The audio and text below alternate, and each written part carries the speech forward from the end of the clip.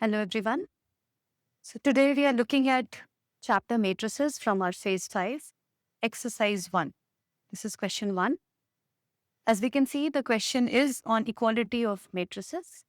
So whatever we have learned in matrices, we know that when two matrices are equal, they're equal only when the corresponding elements are equal. So here in the question, we see it is a 2 into 1 matrix. So there are two rows and one column. So it has to be matched with the same order matrix. So the two matrices will be equal when, in this case, 2x minus 1 becomes equal to 3.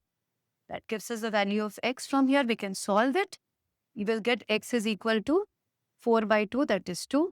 Now the second equation, 5 should be equal to x plus 5. We get it from here. 5 should be equal to corresponding elements in the second matrix.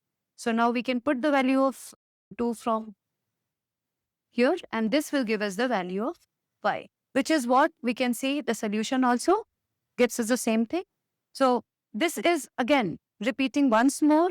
Two matrices are equal and only equal if the corresponding elements are